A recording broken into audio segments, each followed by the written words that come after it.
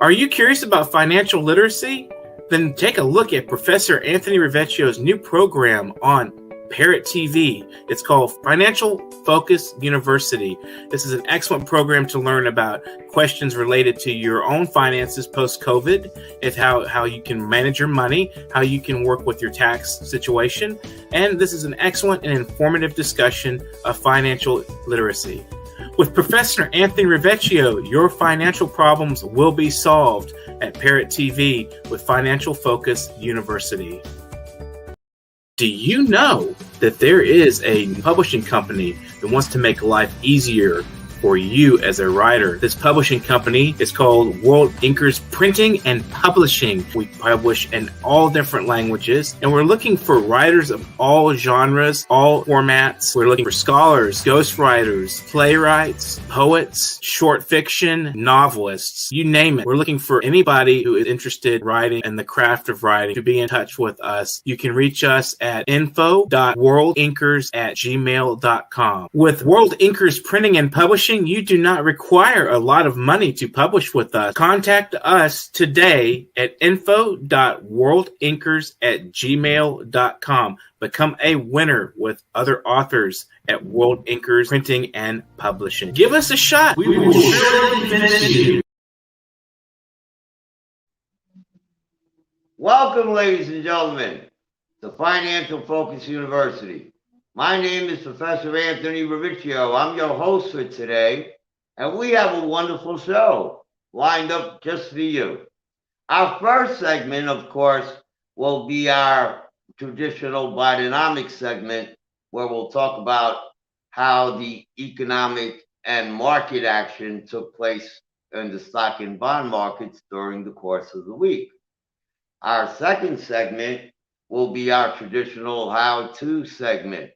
This week, we'll be talking about how to make 30% on your tax refund during the course of 1 year. Of course, we want to go out and we want to spend that money, and we should. We should spend at least half that money on both our necessities and pleasures. But we should also take a significant amount of that refund and try to make money right off of that. So I'm going to share 3 moves how to take half of your refund and make 30% of it during the course of a 1-year span. Our third segment will be something that is pulling out my hair at the moment. I forgot to introduce myself formally, so let me do that now. As I said, my name is Professor Anthony RIVIECCIO. I am the current CEO for a financial advisory firm called RIVIECCIO Financial Advisors, and also a minority owner of an investment management firm called the Financial Advisors Group. And my second life is I am an adjunct professor in personal finance for both Herbert H. Lehman College and Monroe College here in the city of New York. Where I say I'm pulling out my hair, ladies and gentlemen, it has to do with my first life, which is being an income tax and financial advisor. That brings us to our Ask the Question segment, which is, Anthony, can you give me some last minute income tax tips? Right? I'm pulling my hair out, ladies and gentlemen, but there are still some that you can take advantage of if you have not filed your taxes yet. So make sure you have a pen and a pad ready. And then our last segment, I hope, will be, at least for me, our most enjoyable segment. Members of our audience might have remembered a few weeks ago, we had on a wonderful sports journalist by the name of Rich Mancuso, and we had a wonderful segment called Wall Street and Wrestling, where we talked more about WWE, and not just WWE, but more the history of wrestling and some of the inside scoops within it. Well, if you're a wrestling fan, you know WrestleMania just passed. And if you're a stock investor, then I'm sure you might be aware of how did the WWE stock do, not just before WrestleMania, but after WrestleMania. So we're going to talk a little bit about Wall Street, wrestling, how the matches did at WrestleMania, were there any surprises, were there any letdowns, How did the Monday Night Raw segment go? How did the WWE stock go after WrestleMania?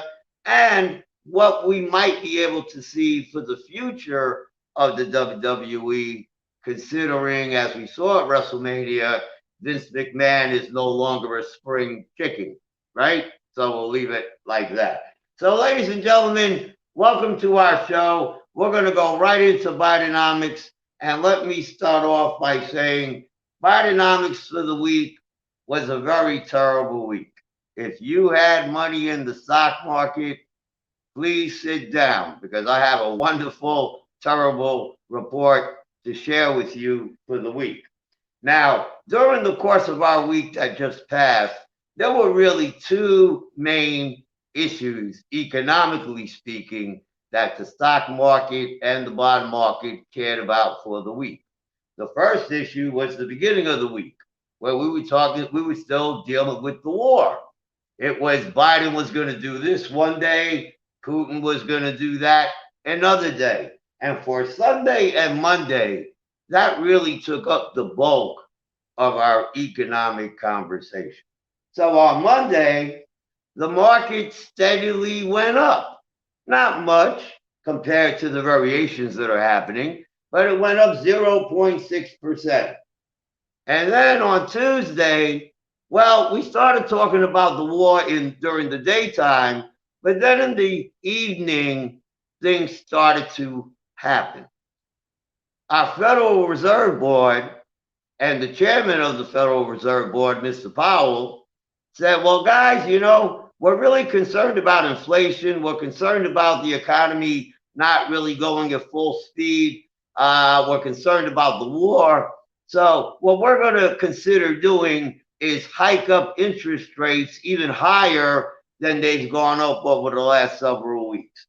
Well, ladies and gentlemen, on Tuesday, as you can see by the chart, the market went down. It went down 1.7%. So what happened on Wednesday? Well, some members of the Federal Reserve Board had press conferences, and they confirmed that they are considering not a 25-point basis rise, but a 50-point basis rise at their next monthly meeting, where they dictate short-term interest rate policy. So on Wednesday, the market went down again. It went down another 1.4%. And then on Thursday, as I always share with you, this is when our United States economic numbers for the week start to come in. And mostly then occasionally, our markets concentrate more on those numbers now coming in than any outside influences. So on Thursday, you saw the market started to calm down. They didn't go up, sadly, but they started to calm down. And they leveled at a positive 0.1%. So what happened today on Friday? Well, the Federal Reserve Board is still talking. And sadly, the markets are still listening. And at the end of business day today, it went down again. It went down 0.2%. So as you can see, ladies and gentlemen, just based on the 5-day chart, the bulk of the week, at least 60% of the week, was absolutely terrible. When you put it together for the whole week, we went down 2.6% for the week. Let's look at 2022. In 2022, from January 1 up until today, how is the stock market doing? Not too good, ladies and gentlemen. As you can see, it is now at negative 6.7%. And guess what, guys? April Fool's just passed, right? Well, it might have just passed, but you know what's happened on April 1st? They put together your 401k statements. So if you haven't gotten it already, you might be getting it pretty soon. Feel free to give me a call if I can help. So now we get to the Bob Press Index. As you can see by the Bob Press Index, any of our audience that knows the Bob Press Index, in short, several weeks ago, Mr. Press, who is not a client of mine, he's just a good friend, who will be on our show later this evening, asked me, Anthony, can you give me any suggestions about the market? And of course, I told him that I could not provide any fiduciary service to him, not being a client, but yes, I can tell you about my general concerns. Well, Bob said, like a wonderful poker player, I'm all in. Well, that was 7 weeks ago. And so far, as you can see by the chart, he's down as well. He's down only a negative 0.7%. But if you took Mr. Press out of this equation, you can see by these numbers, ladies and gentlemen, that for the last 7 weeks, the market has been leveling off. We're still trying to recapture the loss that happened before the Bob Press Index, which was, of course, in January and February. So how does Bodynomics look for the week? It doesn't look good. It looked absolutely terrible. How is Bodynomics going to look next week? Ladies and gentlemen, if I had the answer to that, I would be at the horse stable. So you have to turn in next week to find out how we're doing. But I do want to share a chart with you, ladies and gentlemen, so you can see the extent of a lot of economic concerns on the economy. When we go to the next chart, what you're going to see is what we call a 1-year chart of short-term and long-term interest rates. And you can see by that chart, down the bottom, you have what we call the 1-year Treasury rate, and then the line next to it is called the 3-year Treasury rate. And if you notice, all the way on the left-hand side, which was 1 year ago, to today, the 1-year rate went from 0.3 to 1.72. That's an 83% increase in interest rates. And as you can see by the right-hand side, they started to have gone up in the last several weeks very significantly, both the 1 year and the 3 year, right? Well, that's part of the curve that you hear about on financial news. But if you look on the top of the chart, where you got the 10-year interest rate and the 30-year interest rate chart, you'll see they're not going up at all. As a matter of fact, if you look on the right-hand side towards the last couple of weeks, you'll see that chart is actually starting to go down, right? So now you got a situation where short-term rates are going up 60, 70%, and long-term rates are starting to go down. In our financial news world, we call that an inverted yield curve, when short-term rates are going up and long-term rates are not following it, because if they follow it, that would be a sign of a healthy economy. As you can see by the end of that chart on the right-hand side, it is now starting to go down. Most economists, and I am one of the same belief that when the inverted yield curve, as we call it, starts to ferment, the further it ferments, the more likely we could be in a United States recession. Based on that fermenting, most averages can be from 6 months to 18 months. So this is a situation that many economists and many people that are in the markets are concerned about. If you might have heard that phrase, inverted yield curve, on TV recently, that's exactly what it means. Ladies and gentlemen, we'll be back in a moment.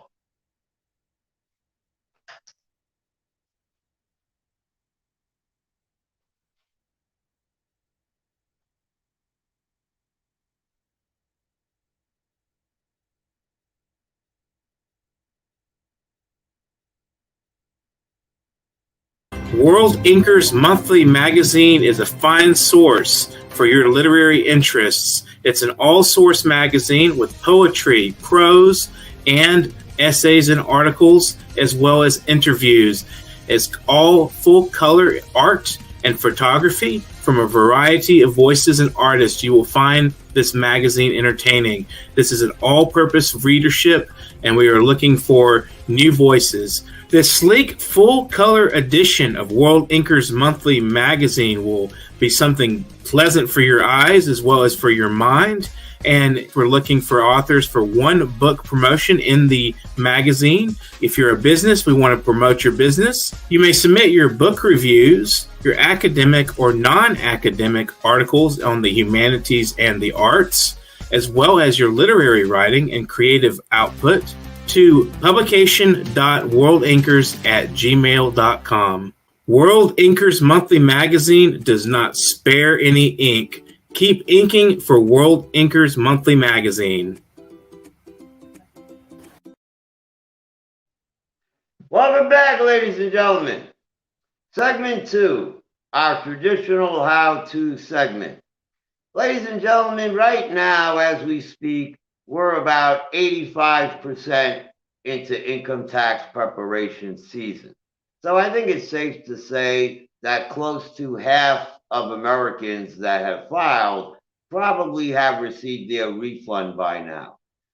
Yes, the IRS and state governments are still slightly delayed, but with that delay, I have received numerous reports that the delay has only been 1 to 2 weeks. So everybody's getting their income tax refund. And according to IRS reports, these checks year over year could be 20, 30% higher than what they were the following year. Now, there's a variety of different reasons for that, but it sounds like at the end of the day, most people are getting more money. Congratulations to everybody. Now, what are you going to do with that extra money, ladies and gentlemen? I want you to spend some of it because, of course, we're in a period of COVID and we all have different type of needs and necessities. And don't get me wrong, I think everyone should take a small little portion and go out and have fun, whatever your definition of fun is. I plan on having fun later on tonight myself. That's another conversation. But you know what you should also do with, say, half that refund? You should take that refund and make more money off of that refund. And let me show you how you can make 30% in a period of 1 year just by doing 3 different things. So when we go to our charts, ladies and gentlemen, I put together a very small chart that basically shows 3 ways on how to make 30% on your income tax refund during a period of 1 year. Now, let me start off by saying, and Mr. Producer, you can go to the next chart, please. Let me start off by saying that first and foremost, I'm going to go into these very generally. I will not be overly specific because if I was, I could be talking about this for an hour. But it's very important you understand the concept. So, concept number 1. Well, ladies and gentlemen, if you heard from the last segment, 1 year treasuries are now at almost 2%.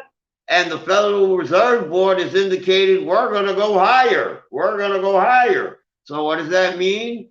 Think about putting some money into your savings account or maybe in a 1 year CD, right? Your traditional bank is FDIC insured, so there's nothing to worry about. You know interest rates are going up. You're already going to spend half the money on your needs and on your wants.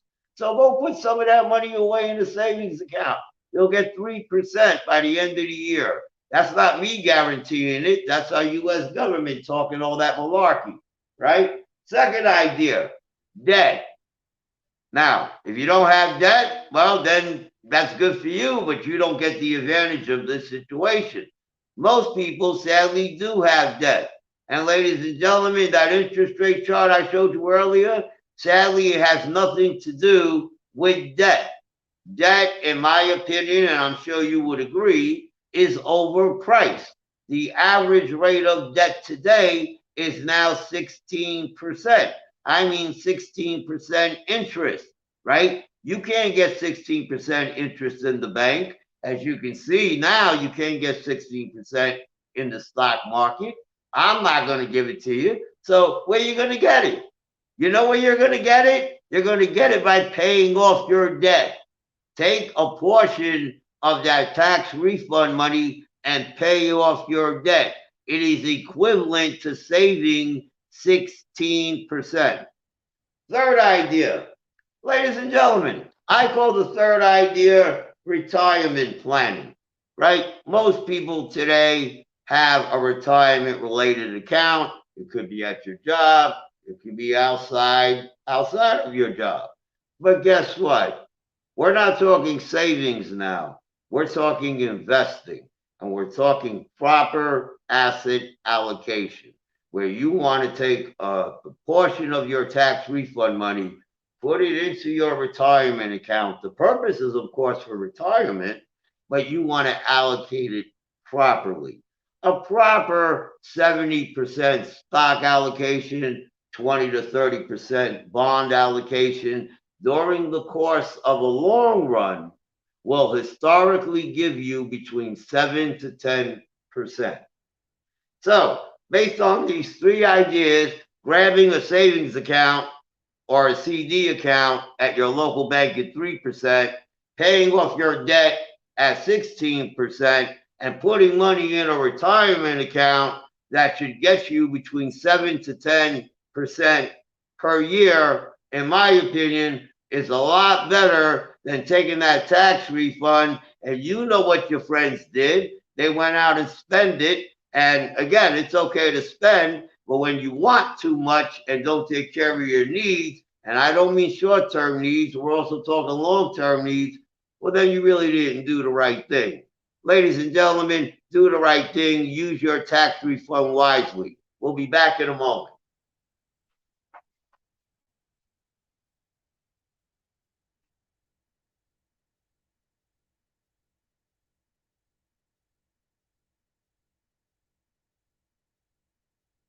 Do you know that there is a publishing company that wants to make life easier for you as a writer? This publishing company is called World Inkers Printing and Publishing. We publish in all different languages, and we're looking for writers of all genres, all formats. We're looking for scholars, ghostwriters, playwrights, poets, short fiction, novelists, you name it. We're looking for anybody who is interested in writing and the craft of writing to be in touch with us. You can reach us at info.worldinkers@gmail.com. With World Inkers Printing and Publishing, you do not require a lot of money to publish with us. Contact us today at info.worldinkers@gmail.com. Become a winner with other authors at World Inkers Printing and Publishing. Give us a shot. We will surely finish you.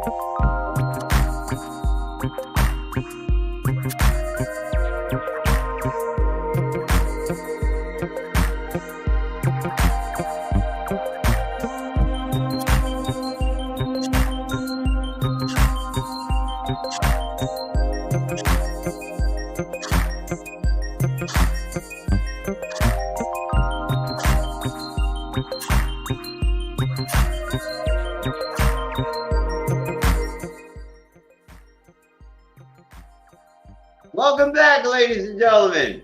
And Mr. Rich Mancuso, that was for you, but I can't take any of the credit. You can thank our producer. But yes, ladies and gentlemen, in our next segment, we will have legendary sportscaster. We will have our legendary sportscaster, Mr. Rich Mancuso, on our next segment. And Rich, congratulations.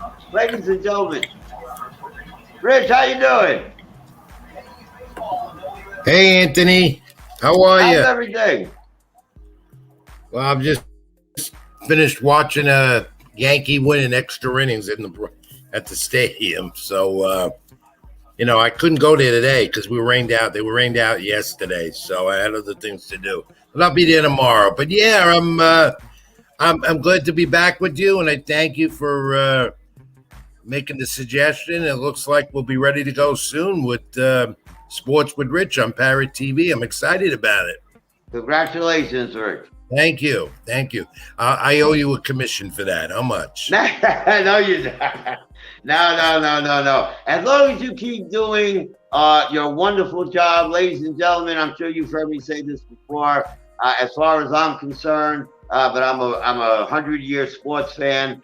I really think you get great and extra sports information from Mr. Rich Mancuso. If you're familiar with any of the sports outlets, you're very familiar with Mr. Mancuso's work, and I just could not recommend him enough. That's anything sports related. So, Rich, congratulations. You know what? I thank you for those kind words, Anthony. It's going to be fun. I've done shows like this before, but this is a new venture, and I'm sure it'll work out. My followers and supporters all know about it already. They just can't wait for me to get back on the air. And we're going to do it all. We'll cover all sports, analyze. I'll have the whiz Robert Rizzo with me, a young man who I brought into the fold with me. Who's very good. Tell me about him. I saw the infomercial on it. Tell me about Mr. Rizzo. Well, Robert comes out of SUNY Oswego. And Doc Gooden, the former Met great, Dwight Gooden, referred him to me out on Long Island, and one thing led to another. I mean, this kid, I like giving young people opportunity.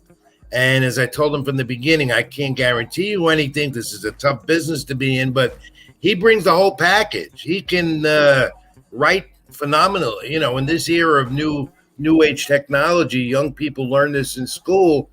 And he's just been great with me already. We already came off a boxing show last weekend in Paramus, New Jersey, did the publicity for the promoter, Abella Promotions, and he's like a whiz. That's why I call him a whiz. He did things I can't do, at least that fast. And we got all the press info out, and he wrapped it up, did it before and after. It's just great. And he's a marvelous writer.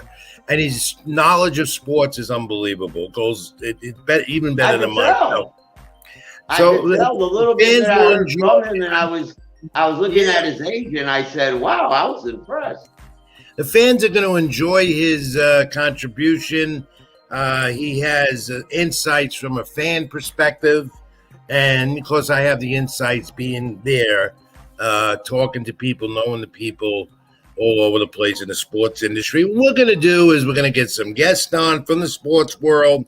Former athletes, current athletes, hoping a lot of people, a lot of members of the media that know me well, that work with me, that have already said they'd love to come on. So, and we're going to have interaction. We want the fans to interact by questions on the cube on the bottom, or even live phone calls when the format starts. And it should be a lot of fun. It's going to be radio, TV, on the internet, which a lot of people are doing today, as you know, Anthony. And sports is the thing, and we'll throw the odds and ends of gambling involved in this now, because online and of course in New York, the online gambling is legal, and they have it all set up with the various, DraftKings and all that stuff, and we'll get that done too. And Robert can break that down as well. So. Sports is 24/7 in my life, and you people out there are going to get a taste of it if you don't know it already. Well, Rich, I want to talk to you about what I still consider to be a sport, even though I know today it's known as sports entertainment. Last time we had you on, we were talking about Wall Street and wrestling, and of course that was before WrestleMania. And I appreciate you coming on the show, especially at the last minute, because I wanted to talk about both, not just a WrestleMania review, but also to engage you as well as our audience with both how the WWE stock has done from January 1 to before WrestleMania to how it's done after WrestleMania. So I sort of want to turn this into a conversation of WrestleMania Saturday, WrestleMania Sunday, and how the stock looked, for the last 5 days, and then maybe some thoughts and views on how you might see the WWE in the future. Well, Going 2 nights is their future for WrestleMania. And we see it already next year. They advertise it April 1, 2 next year in LA. It was a success, and that's what they wanted to do. Not only did they almost fill up AT&T Stadium in Dallas, the capacity both nights, they made a lot of money, income.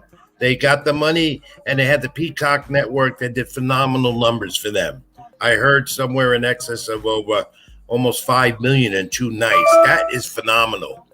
And they gained, and they made a lot of money. They profited from this event for 2 nights. I heard they profit. The last report I got is a couple of days ago. 2 nights combined, they profited over $50 million, and I believe that.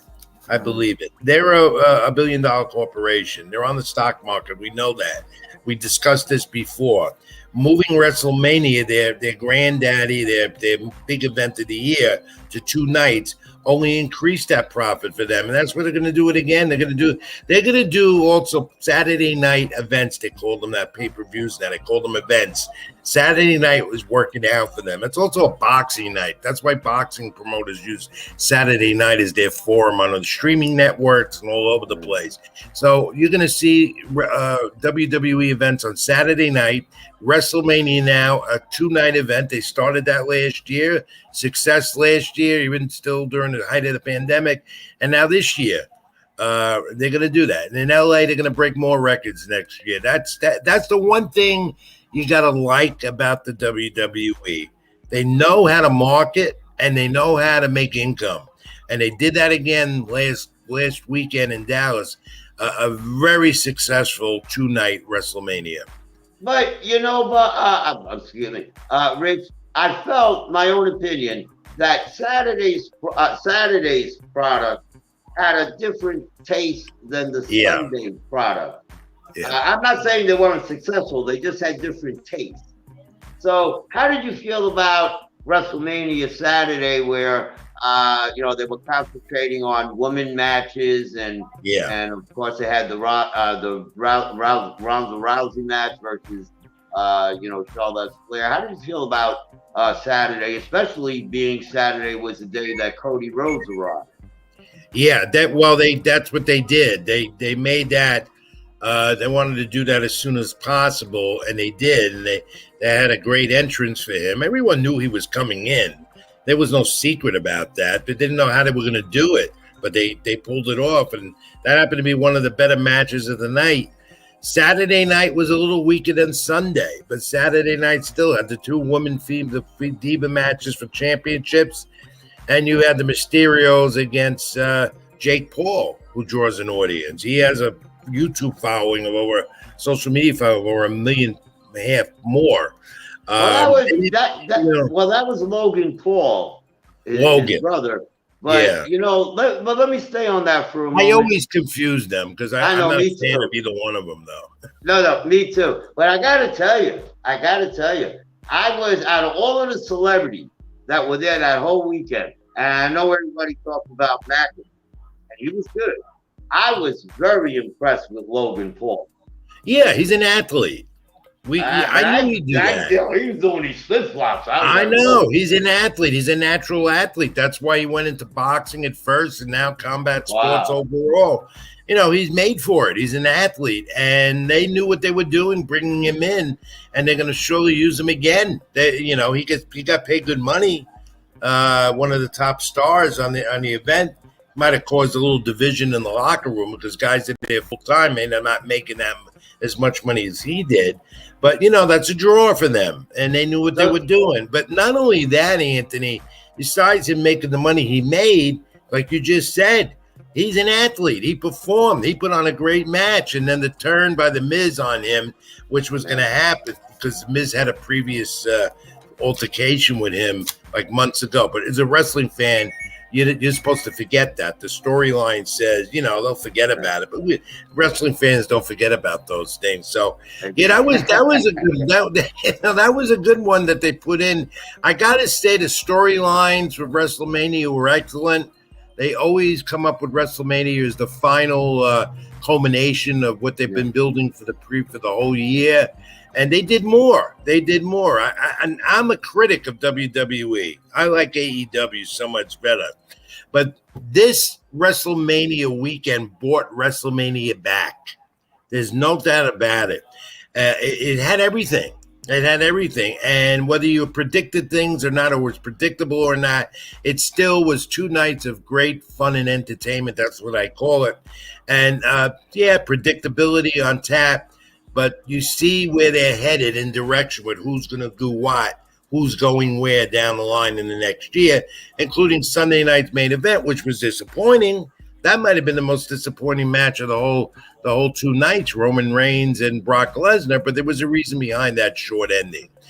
Reigns got hurt a little bit, and Brock Lesnar is not their future. Roman Reigns is. He continues to be and will be in the next year. He's still going to have that title. And I want to tell this to the audience, so this way, Rich, neither of us get in legal trouble. Richard, of course, covers wrestling both inside and outside of the ring. Myself, as some of the audience knows, I used to be a former wrestling writer in the 90s with Bill Apter, so I still have... Oh, you were? I didn't know that.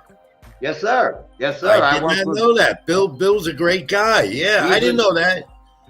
He's a great you just guy. got me on that. I didn't know that. I used to write for him as well. So, I mean, we might have crossed paths years ago and didn't even know. How do you like that? You got me on that, Anthony. It was too brief to do a match like that with that magnitude, you know? No, I totally agree with you because there were reports. Well, I like that. I like to see that. I didn't want to see Vince McMahon and Stone Cold, though, revive what they did in the 90s. I mean, you got a 76-year-old man who could get hurt, though he's in great shape for his age. Stone Cold's the guy you had to worry about. He's almost 60 years old, yet he trained hard for it. And from what I understand is that Stone Cold told him he wanted to do more than just an interview with Kevin Owens, and he wanted to get physically involved and make it into a match. And if you looked at that match, you saw that Stone Cold was not really physical in the ring. He was more physical outside the ring as the brawler, what he always used to do. That was always his thing. And it turned out to be interesting only because we got to see Stone Cold back in the ring. But McMahon and Austin going at it like that, could have done without that. The moves were horrible. It was obvious. Neither one of them could do what they did years back. And that was one of the greatest feuds in pro wrestling history. Vince McMahon against Stone Cold Steve Austin. But not this time at WrestleMania. It was a little too late. Both of them should never get back in the ring again. I don't think you'll see them back in the ring ever again. How do you feel, Rich? And I'm going to ask you 2 more questions, if I might. How did you feel, or how do you feel about Cody Rhodes and now what's being called the chase? You know, the chase for the title. How do you feel about it? Well, that's something that perplexes me, and a point that it does, because here's a guy that found and put AEW together, and all of a sudden whatever reason, nobody really knows except that his contract ran out with the company and then flew away. And then Vince McMahon brings him back. And, McMahon doesn't care about AEW. He never really did care about the competition because he always wipes them away. But I think within 5 years, AEW might overtake them if the WWE keeps doing the type of things that they're doing, which shows in their declining ratings on television. Cody Rhodes, and you notice what they did Monday night, the picture of Dusty, his late father, on the Titantron. That's and right. Talking and saying he's going to do this for his dad to get that title. That was an indication right away. They brought him in, and he came in for that reason, to get the title, and they're going to develop a program like that. So you could see the American Nightmare, not the American Dream, as his father was known. You could see. Do you think that the script is too late in the making? No. I think there's a reason they brought him in, to propel the ratings, the popularity he has, and develop a program down the line soon, I think, with either another match with Seth Rollins, which would get him to Roman Reigns. That might be his next opponent, Roman Reigns. Is it too soon? Probably not. I mean, he's Cody's talented. Cody can handle himself. Roman Reigns is going to need guys now. There's no more Brock Lesnar in the picture, and Cody Rhodes is back. What perplexes me again is how Vince McMahon brings back the old superstar that left off bad, and he's back. That's going to be very interesting. McMahon's mellowed down in his old days, like the Steiner brothers and the Hall of Fame. I never thought that would happen after what went on, how they left. God bless the Undertaker. God bless the Undertaker. Cody back, and here's the thing. They could go to AEW, and I love that group, but they always seem to come back to where home was, WWE. And Vince, with exception of a few, will take them back. Because the AEW roster is so crowded. There's maybe not enough room with all the programming they have on YouTube and on TBS stat channels. They might have to go back to WWE when their contracts run down. And Vince is mellowed out. He takes them back. He believes in that. He believes in guys that have done him well in the past, unless it's really been bad, like CM Punk. You'll never see CM Punk back in WWE. I'd be shocked about that. So Cody Rhodes is a great addition to them. And let's look. He comes from a wrestling family. Well, I'm only going to say what The Undertaker said. Never say never. I know. But Rich, I want to thank you for being on our show. There he is. I always have him with me. See him? I want to have you back. We're going to talk offline. I want to have you back in the SummerSlam predictions. I see. Yes. You see that? Yes. We're going to be he was the greatest. Sports with Rich. We'll do some pro wrestling talk every week as well. So I hope Rich, you tune good luck in. on your show. Ladies and gentlemen, make sure you watch Sports with Rich. He'll be back on our show from time to time. And he'll be on anytime. Every week. And don't forget, as my agent, you take a cut. I know. No, the cut will be your thank dinner. you for being on our show. Ladies and gentlemen, we'll be back in a moment. Arthur Avenue, that's where we go. Keep it in the ring. Gotcha.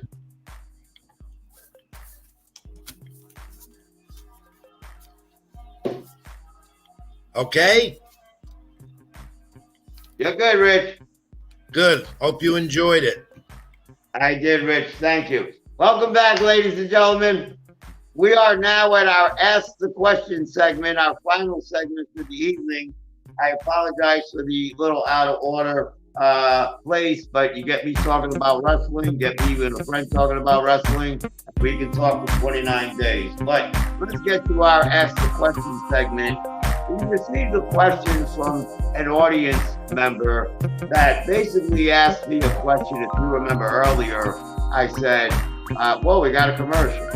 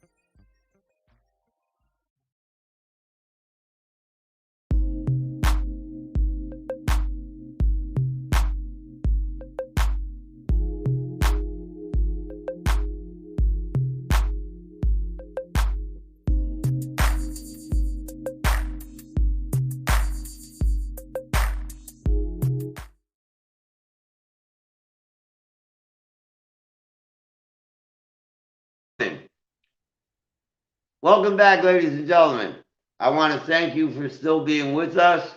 I hope you enjoyed our last couple of segments, and now we're going to get to our last segment called Ask a Question. And gladly and sadly, this will be our last segment, and it'll be a short segment because you will find out that there's really no answer to the following question. the last couple of weeks before income tax season, especially, but it's always during income tax preparation time, I'll always have people that will stop me in the street. They'll sit down in my office. They'll stop me at the coffee shop, and they'll say to me, Anthony, I'm getting ready to get my taxes done. Do you have any tips or suggestions? And that probably gets my hair more gray than anything else, because what it shows me is that the people that are saying these things have no idea what they're saying, right? You asked me in 2022, what income tax tips do you want for 2021? Well, does that make sense? If it doesn't make sense, that's the problem with the question. That is called income tax planning, right? When you prepare all throughout the year, so at the end of the year, when it's time to do your taxes at the beginning of next year, you don't have to ask me in the coffee shop. You should have been taught, whether it was through your tax advisor or through a book or through a video or whatever, the tax strategies that you need. So you ask me 2 weeks before income tax season, basically, as it says on the chart, this is why I need aspirin, so I don't lose the rest of my gray hair, because basically that's a stupid question, right? But there are some what are called IRS backdated things that we can look at. Ladies and gentlemen, as I said earlier, I'm not going to go into these in detail, but I will mention these conceptually. Feel free to talk to your income tax or financial advisor about it more specifically. So there are backdated products, backdated deductions that, believe it or not, ladies and gentlemen, we can still use if you have not filed your income taxes yet for 2021.